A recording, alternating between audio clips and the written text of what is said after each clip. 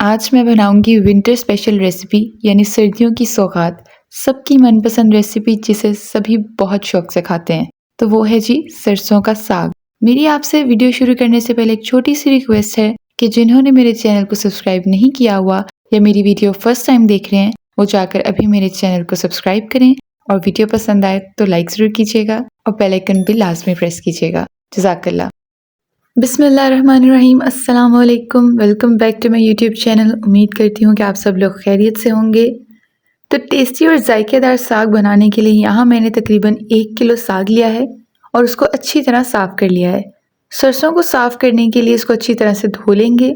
सरसों के साग में डालने के लिए यहाँ मैंने ली है 400 ग्राम पालक। इसको भी मैंने साफ़ कर लिया है और जो मोटी मोटी डंडल है ना, उनको कट कर दिया है और जो नरम पत्ते हैं उनको सिर्फ यूज़ कर रही हूँ। इसी के साथ मैं ले रही हूँ मेथी।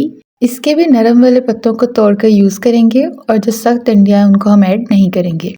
मेथी थोड़ी सी डालनी है, अगर ज़्यादा डालेंगे तो साग कड़वा पकता है, इसलिए मैंने 50 ग्राम मेथी ली है। सरसों, पालक और मेथी के साथ साग में बाथू भी डलता है, इसे भी मैंने अच्छी तरह से साफ़ कर लिया है और इसके भी नरम वाले पत्ते ही यूज़ करेंगे हम। बाथू के बिना भी साग मज़े का बनता है। अगर आपको मार्केट में इजीली अवेलेबल हो जाता है तो आप लोग इसको ज़रूर ऐड कीजिएगा और अगर नहीं तो स्किप भी कर सकते हैं। मैंने तकरीबन 100 ग्राम बाथू लिया है। इन सारी हरी सब्जियों को मैंने अच्छी तरह साफ़ कर लिया है, तो अब इन सबको मैं अच्छे से धो लूँगी।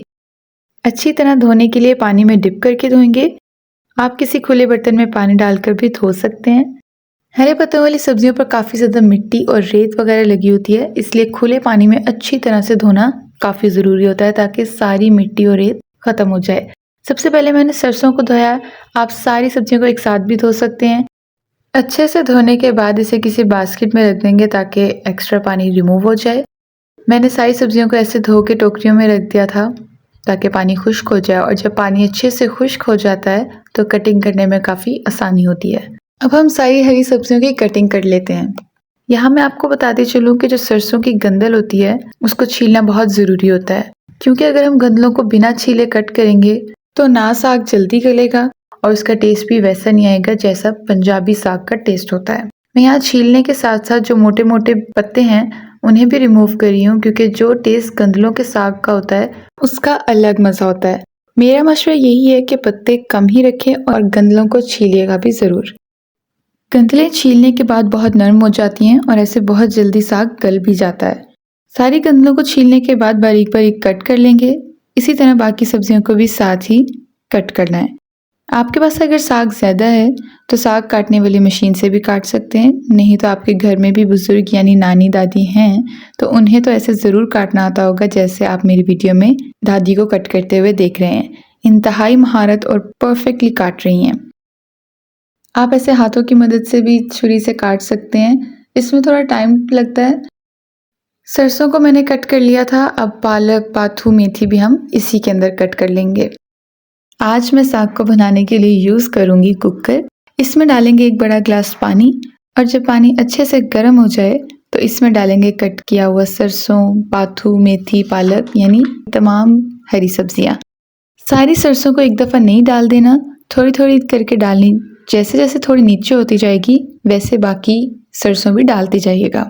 चम्मच की मदद से उसको नीचे करते जाना है और जैसे जैसे सेक लगेगा वैसे वैसे सारे पत्ते नीचे होते जाएंगे। फिर ऐसे इसको ढककर रख देंगे और पूरी तरह कवर नहीं करना। अब ढक्कन उतार के बाकी सरसों भी डाल देंगे और साथ ही मेथी, पालक और बाथू भी ऐड कर देंगे।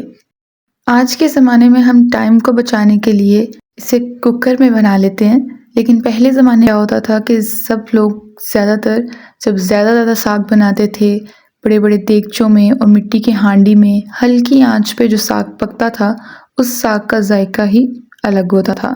आपके पास भी अगर टाइम है तो कुकर के बजाय आप हांडी में ही बना सकते हैं। उसमें थोड़ा टाइम लगता है बट साग का जायका बहुत अच्छा आता है। अब मैंने साग को दोबारा से ढक दिया है ताकि सरसों मज़ीद नीचे आए। अब मैंने यहाँ पर एक अदरक का टुकड़ा लिया है, उसे छोटे छोटे पीसेस में कट कर लिया था। कुछ हरी मिर्ची ली हैं, 8 से 10 लहसुन के टुकड़े लिए हैं और एक छोटा प्याज लिया है। अब इन सब चीज़ों को हैंड ब्लेंडर में डाल के दरदरा सा चॉप कर लेंगे। आप चाहें तो कूट के भी डाल सकते हैं। अब इन चारों चीज़ों को अच्छे से चॉप कर लिया हमने। अब साग का ढक्कन हटाएंगे और ये जो हमने ग्राइंड की हैं चीज़ें वो इसमें ऐड कर देंगे। हरी मिर्ची आप अपने हिसाब से कम या ज़्यादा भी कर सकते हैं।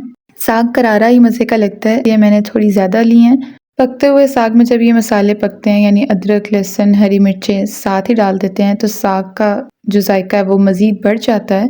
और साथ ही 1 चम्मच नमक ऐड करेंगे इसमें। अब चम्मच की मदद से इन सब चीज़ों को अच्छे से मिक्स कर देंगे।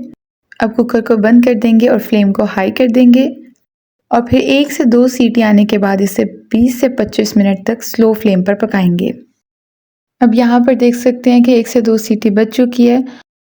साग को 20 से 25 मिनट हल्की आंच पर पकते हुए हो गए हैं, तो कुकर के नीचे से गैस को ऑफ कर देंगे और तब तक कुकर को नहीं खोलना जब तक इसकी सारी स्टीम ख़त्म ना हो जाए।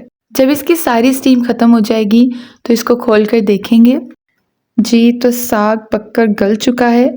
तो हमारा साग अच्छे से गल चुका है। आप चम्मच से भी हिलाएंगे तो देखें उससे भी मैश हो रहा है, इतना नरम हो चुका है साग। साग को घोटने से पहले इसमें डालते हैं आलन यानी कि मक्की का आटा।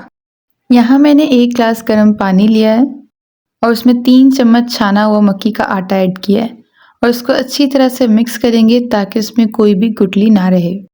अब आप देख सकते हैं मट्टी के आटे का घोल भी बनकर तैयार हो गया है। अब इसको साग में ऐड कर देंगे।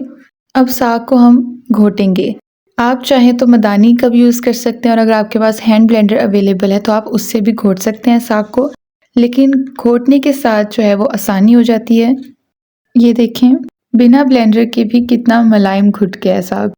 3 से 4 मिनट में मलाई की तरह मुलायम हो जाता है। अब साग को मीडियम फ्लेम पे थोड़ी देर पकाएंगे क्योंकि साग में मक्की का आटा डाला है तो उसका पकना भी बहुत ज़रूरी है।